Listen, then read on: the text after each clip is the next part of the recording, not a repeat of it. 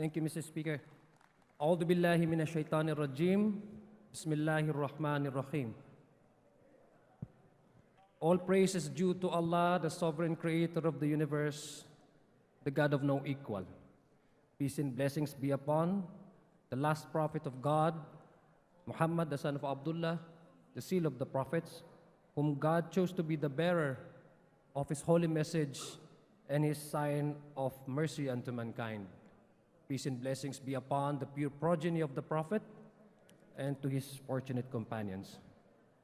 Mr. Speaker, dear colleagues, I rise on the matter of personal and collective privilege to address this honorable chamber on the fate of the thousands of families in Marawi City, in Ilano del Sur, as they grapple with their everyday lives, trying to overcome the pain and the trauma that was brought upon them 5 years ago by the tragic event happened in Marawi City. Mr. Speaker, our lives are linked in a way that makes us responsible for one another. Despite having been born and raised in Mindanao, in Marawi City, to be specific, I know that life I now have is not merely of my own making.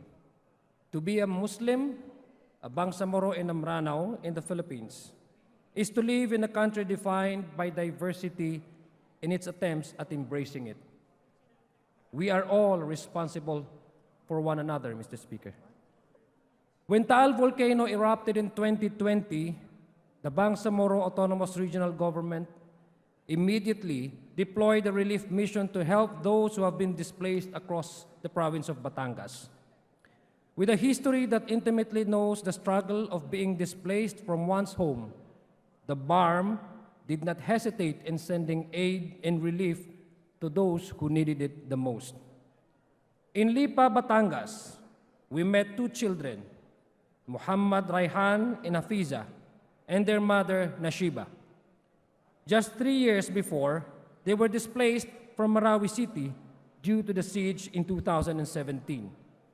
They found themselves in Lemery, Batangas, but were again displaced due to the Taal eruption. Mr. Speaker, displacement can happen to anyone, anywhere.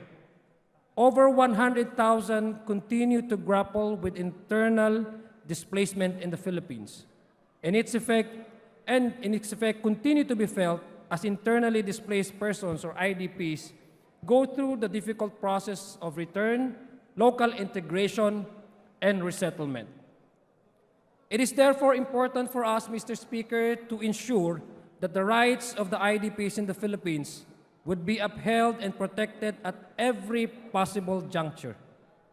This is why the passage of an IDP rights bill must count as one of our priority pieces of legislation in the 19th Congress. In Abra, just recently, Mr. Speaker, more than 500,000 people have been affected by a 7.0 magnitude earthquake that was followed by more than 1,000 aftershocks with a maximum of 5.0 magnitude. About 1 in 10 of those affected are currently displaced, with 49,794 IDPs recorded as of August 13. Most of them, Mr. Speaker, are being hosted by their families and friends in nearby municipalities, with barely 1,000 IDPs in 9 evacuation centers currently placed across Region 1 and the Cordillera Administrative Region, or CAR. The government also confirmed the death of 11 individuals along with 609 injured. In Mindanao alone, Mr. Speaker, more than 20,000 families remain displaced. Almost 3,000 of them displaced within only the past couple of months. Take note, Mr. Speaker, also that across the Philippines, thousands more are displaced by incidents of crime, conflict, and disasters such as floods and earthquakes. Mr. Speaker, we are responsible for each other. There are 243 legislative districts in the Philippines, and while I have had my fair share of traveling around the country, there is no district that I know better than the one I grew up in, a district which I now have the honor of serving as a legislator and as its representative to the Philippine Congress. That I stand with you today here in the halls of Batasang Pambansa, Mr. Speaker, is not only a matter of privilege that I now have, thanks to the mandate given to me by the people of Lanao del Sur, the people of the First Legislative District of Lanao del Sur.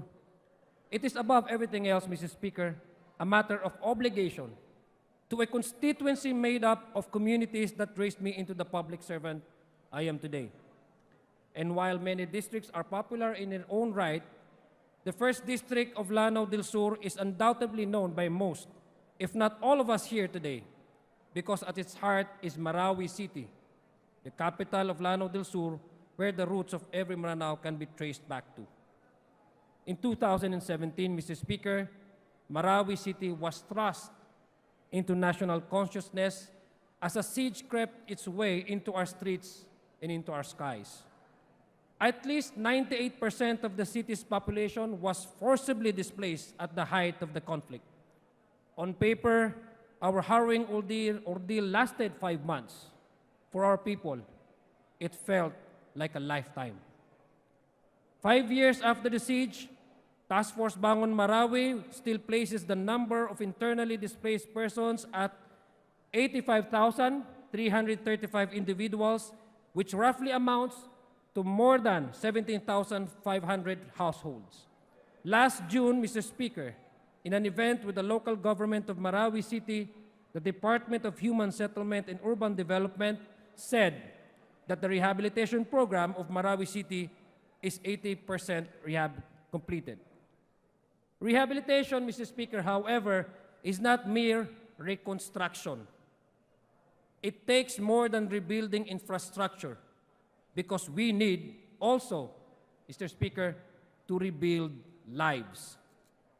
This is why the passage of Republic Act 11696, or the Marawi Siege Compensation Act of 2022, which was enacted by the immediate predecessor of this Congress in April 2022, was not just a welcome development, Mr. Speaker, but a necessary one. However, implementing the provisions of the said law heavily depends on the creation of the Marawi Compensation Board. The Marawi Compensation Board, Mr. Speaker, requires members with a deep understanding of compensation as a result of rights recognition, both under Philippine law and international law.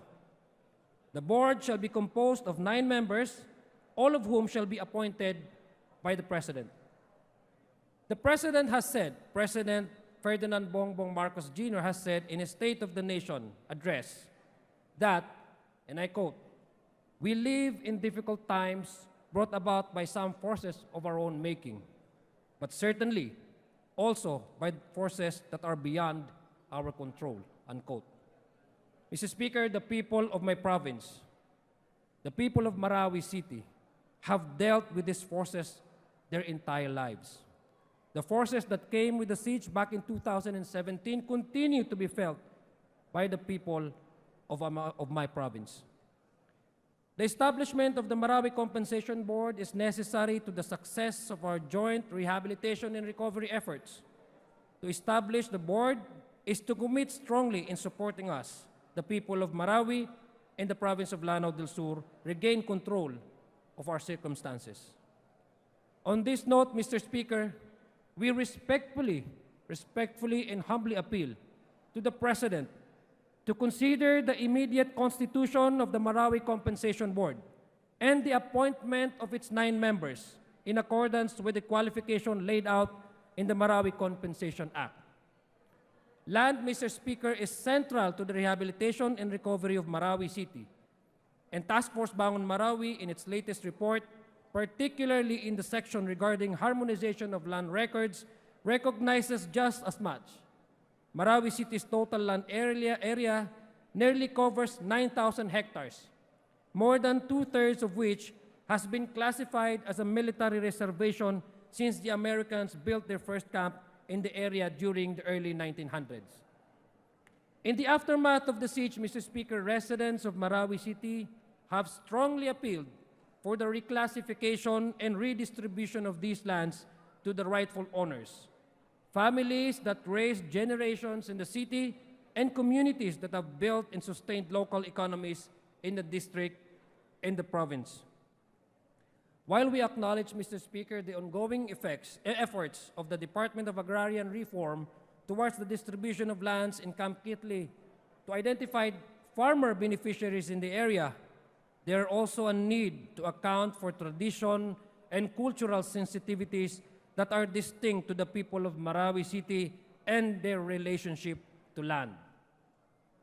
Along with the legal implications, Mr. Speaker, we humbly, again, and respectfully appeal to the President to consider the lived realities of the Maranao people as the executive branch pursues the continued reclassification and redistribution of lands in Marawi City. Together with these efforts, we in the legislature must ensure that appropriations in the years immediately following the passage of Republic Act 11696 will ensure funds necessary to effectively and efficiently implement the said law. The General Appropriations Act is a reflection of the administration's priorities on the ground, and we must strongly assert our commitment to the rehabilitation and recovery of Marawi City. Mr. Speaker, I am here in the House of Representatives at the pleasure and will of the people of Lanao del Sur's 1st District, drawing knowledge and experience not only from my years in the Bangsamoro government, but in the years I have spent learning from and living with the Bangsamoro people. It is a privilege to stand with all of you here today, dear colleagues. And with it is an obligation to constantly carry the concerns of my constituency into the national consciousness.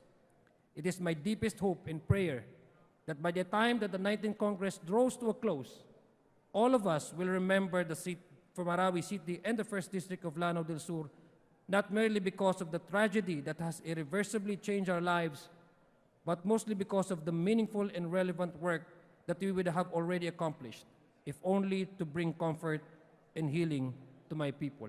Wassalamu alaikum wa rahmatullahi ta'ala wa barakatuh. Sanggi buwa salamat, Mr. Speaker.